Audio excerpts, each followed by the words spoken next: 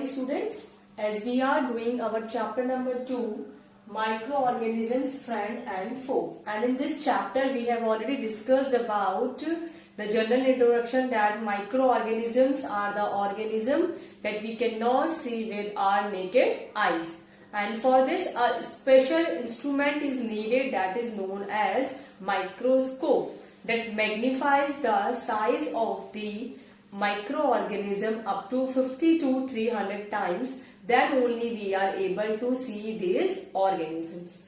Okay, and like us or like other living organisms, they are also living, but their size is very small. And then we have already discussed that Leeuwenhoek was the first scientist who observed the microorganism first time.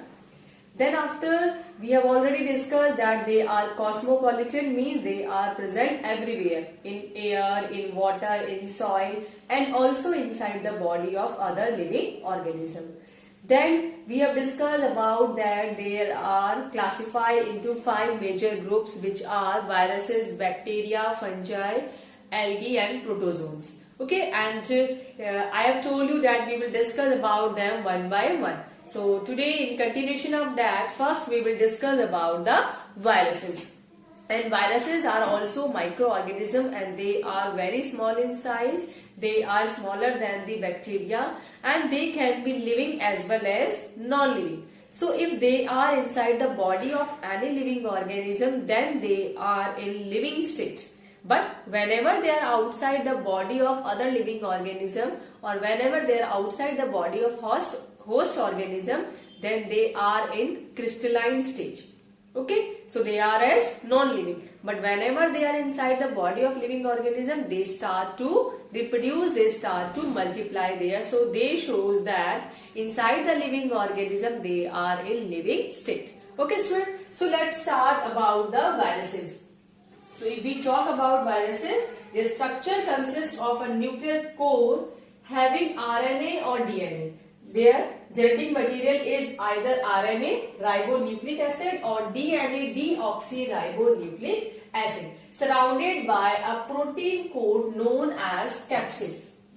Okay, their genetic material, that is nuclear core, is there in the center of these viruses, and which can be RNA or which can be DNA, and that genetic material is surrounded by a coat of protein, and that is known as capsid.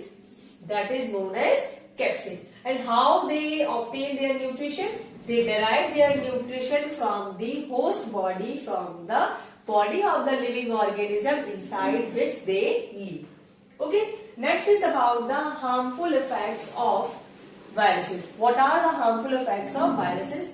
So in humans, they cause cold, polio, measles, AIDS, and the coronavirus that is spreading right now is also caused due to virus. Okay. After this, in plants, they cause a tobacco mosaic of tobacco. Okay. The tobacco mosaic of tobacco that is caused by TME virus, tobacco mosaic virus. Okay.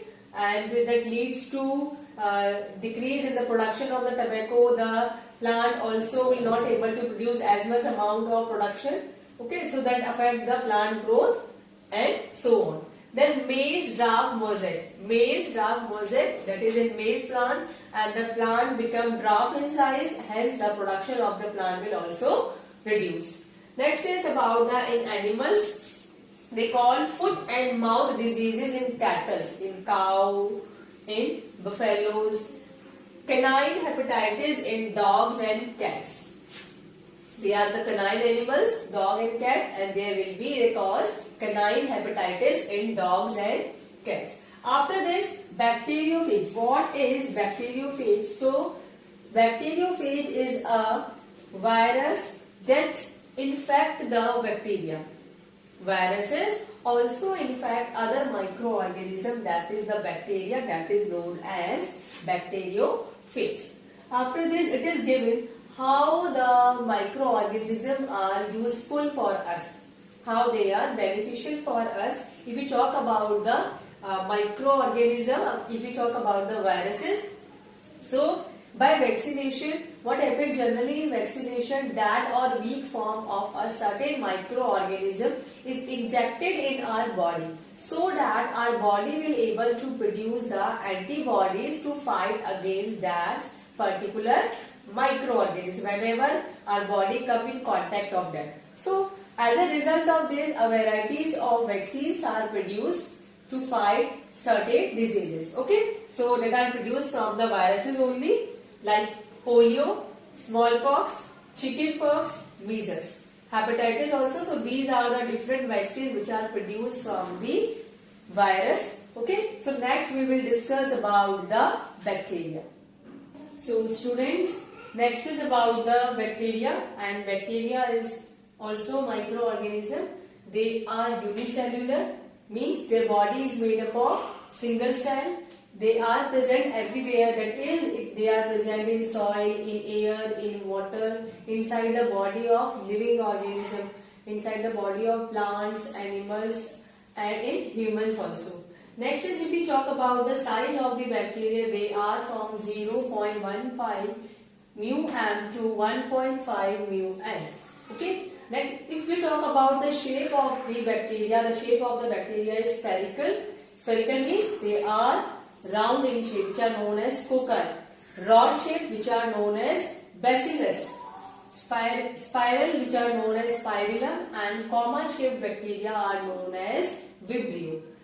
Next, if we talk about the prokaryotic, they are prokaryotic in structure. It means their nucleus is not surrounded by a nuclear membrane. Prokaryotic. Pro and karyon stand for nucleus. So their nucleus is not surrounded by a well-developed nuclear membrane.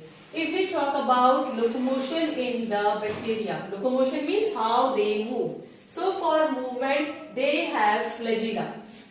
Okay, flagella are thread-like structure. They are present in their body, and that helps in movement.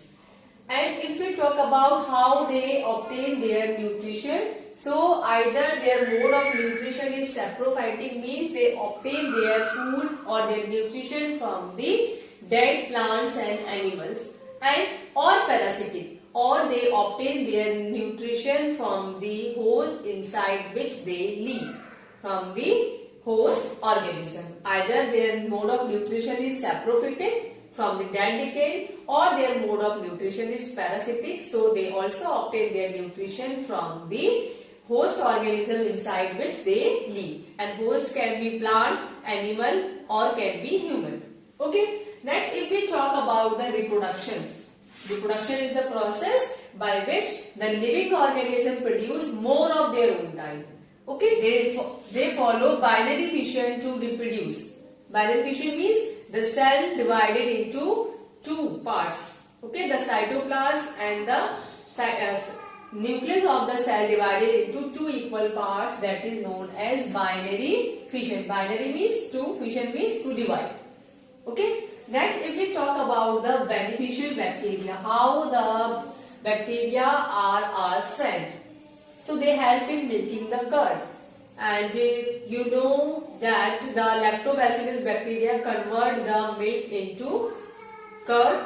Okay, if we add a little amount of curd to it, so the bacteria present in that curd start to reproduce, and then they convert the milk into curd. Okay, next is they also help in making the cheese. The bacteria also help in decomposition of the dead plants and animals. Okay, they break down the complex material of the dead plants and animals into the simpler form.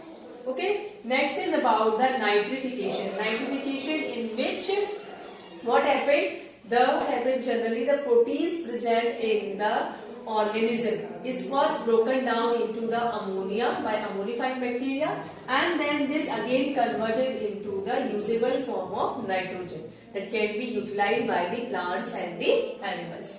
Okay, for this the nitromonas is a bacteria that help in this nitrification process.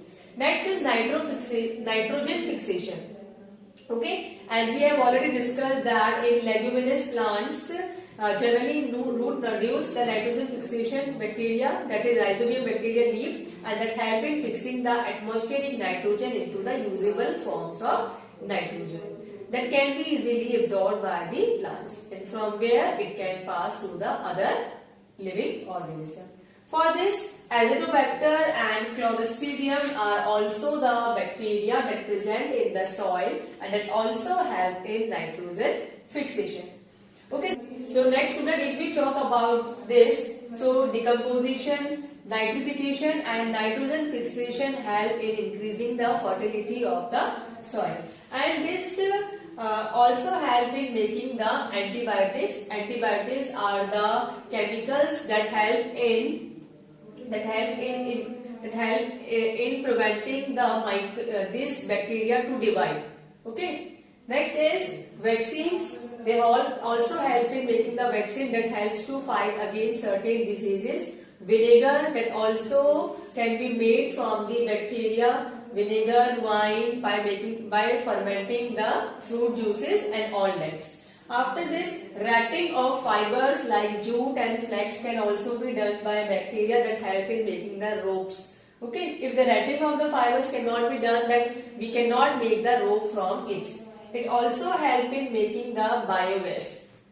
Okay, by decaying dead and decaying matter of the animal waste, the biogas is produced. Okay, that with the help of bacteria.